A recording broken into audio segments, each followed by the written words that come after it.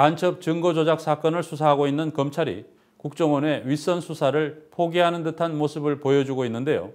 제 식구인 검사들 수사에는 더욱 소극적입니다. 그러나 뉴스타파가 분석해보니 증거언닉, 공문서 위조, 위증 등 검사들에게 적용할 수 있는 죄목은 적지 않았습니다. 상식적으로 볼 때 검사들이 국정원에 속았다고만 보기에는 너무나 많은 의문이 있었습니다.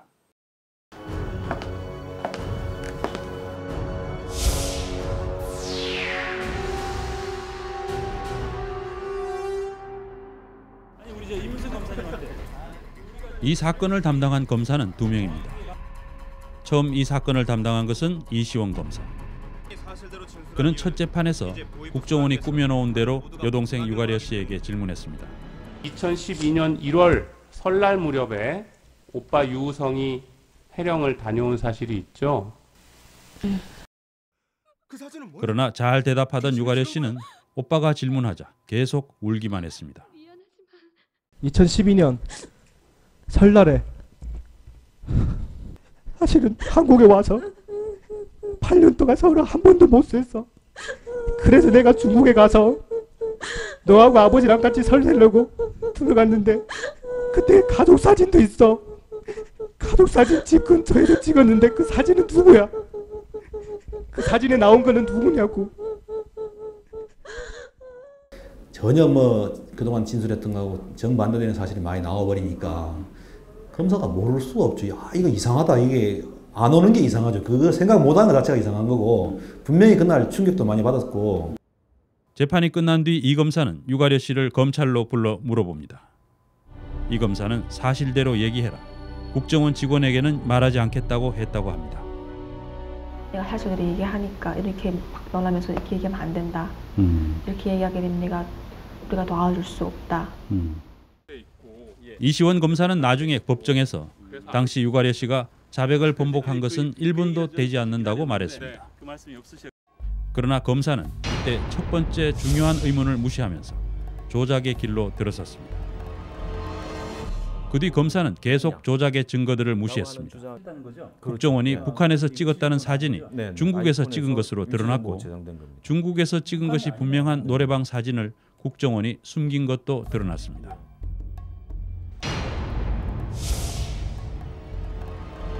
유우성 씨가 북한에 들어가 있어야 할 날짜에 중국에서 찍은 사진들이 나오자 검찰은 공소장 변경을 신청했습니다.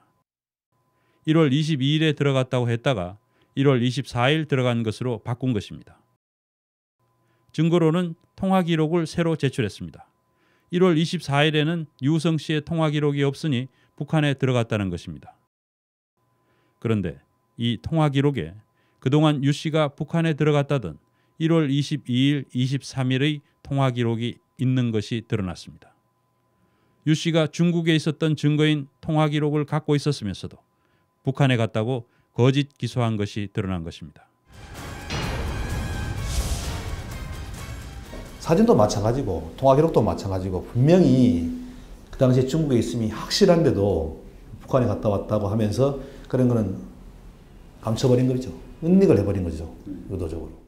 국가보안법으로 처벌을 하려고 은닉한 거니까 당연히 12조에 해당합니다.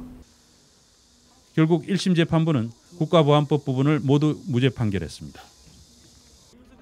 판결 뒤 검찰은 새로운 검사를 투입했습니다. 이문성 검사. 그는 국정원 대공수사국에 1년 이상 파견됐다가 돌아오자마자 이 사건을 맡았습니다. 무죄 판결을 뒤집으려면 유우성 씨가 북한을 떠나던 출입경 기록이 필요했습니다. 당시 국정원은 비공식 경로로 입수한 출입경 기록을 갖고 있었습니다.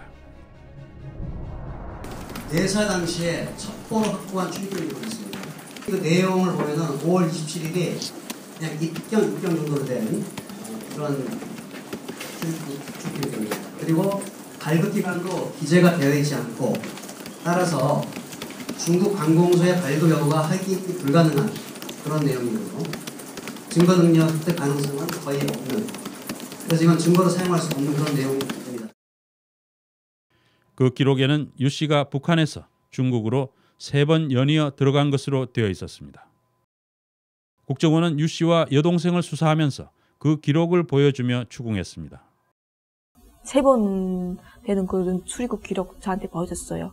오빠 인정했다는 소리를 저한테 보여줬고, 그 이후에는 3번은 허위진 술 내가 말 맞으면서 아프고 힘들거니 인정한다면은 그 후에 오빠 다시 그 전까지 그런 얘기 안 하다가 그다음 후에는 오빠 3번 인정하니까 허위진 술 인정하니까 그 후에는 니 오빠 또 들어갔다는 소리 또 그게 또 들어간 거 있다면서 또 허위진 술에 뭐 하라고 또 때리고 이렇게 했거든요.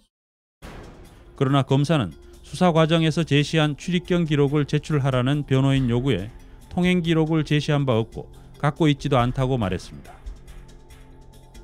수사관들도 같은 말을 했습니다. 재판정에서 위증을 한 것입니다. 검찰은 증거 능력이 없는 비공식 기록 대신 중국 정부의 공식 기록을 받기 위해 공문을 보내지만 길림성 공안청은 이를 거절합니다.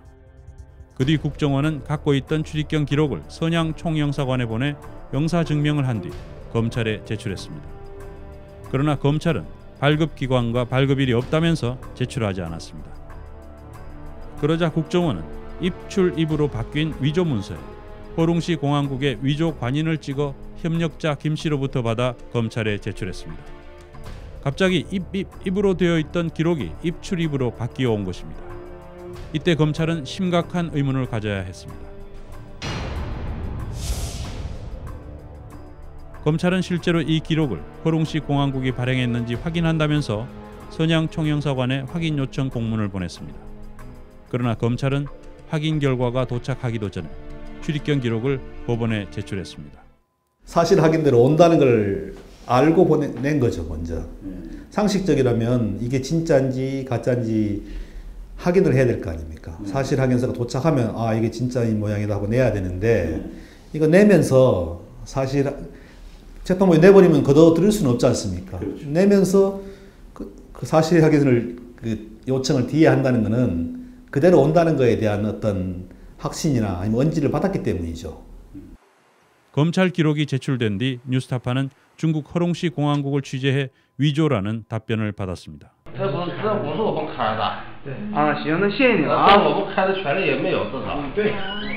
화룡시 공안국에 가서 우리가 이제 확인을 했는데 이게 위조된 서류라고 하거든요. 출입경 기록이. 뉴스타파는 중국 담당자들의 반응을 검사들에게 알려줬습니다.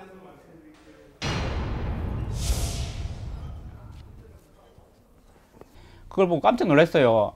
정말 사실에 가깝고 실제로 정황이 아주 자연스럽지 않았습니까? 그러면은 검사도 그것을 인식했을 것이고 적어도 미심쩍으면 최소한 약간 100에 하나 약간 미심쩍다. 한 2%가 부족하다. 그러면은 그 사실관계는 국정원에다가 알아볼 게 아니라 별도의 검사 스스로 직접 전화해보면 됩니다. 그때. 게다가 변호인 측은 진본 출입경 기록을 제출했습니다. 그것은 검찰이 갖고 있던 입입입 문서와 같은 내용이었습니다. 더욱이 유우성 씨와 같은 날 북한에서 중국으로 들어간 친척들의 기록도 똑같이 입으로 되어 있다는 것도 확인됐습니다.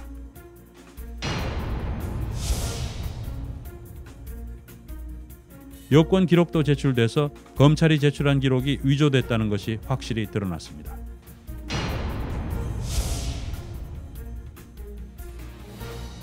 그러나 검사들은 호룽시 공안국에서 발급했다는 위조된 사실 확인서를 또 제출했습니다. 사실 확인서는 서로 다른 두 개의 팩스로부터 온 것이었습니다. 게다가 문법도 틀려서 중국 정부의 공문이라고 보기에는 너무 엉성했지만 그대로 제출했습니다. 문서의 그 격식에는 여기에는 쌍이라는 이런 글자가 있지만 여기에는 그런 부분이 빠졌습니다. 결국 지금 현재 중국에서 쓰고 있는 공문서의 그 격식이랑은 여기는 조금 더 많이 부족한 부분이 많아요. 위조된 출입경 기록이 제출되기 전 국정원 정보원으로 일해왔다는 한 사람은 뉴스타파에 위조된 문서가 올 것이라고 밝힌 바가 있습니다. 서류를 원해서 중국 쪽에다가 좀 수사를 해줘라.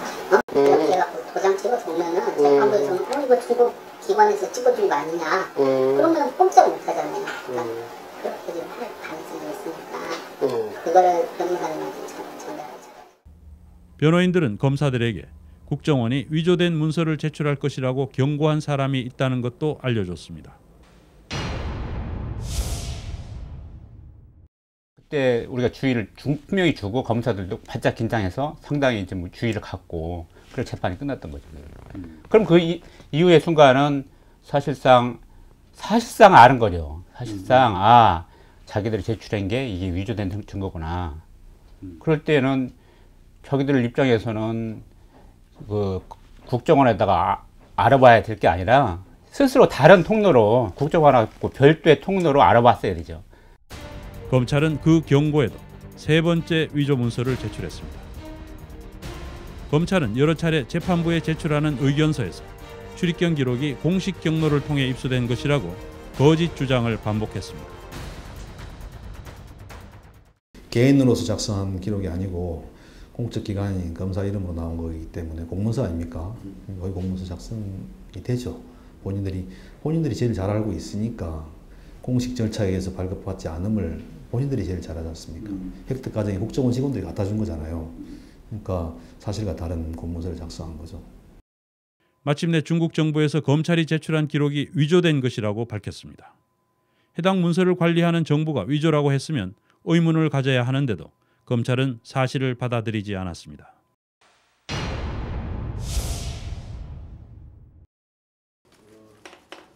중국 대사관이 말한 그 위조라는 개념이 우리들이 통상적으로 생각하는 그 위조와 꼭 같은 개념이 있는 사실도 있어요.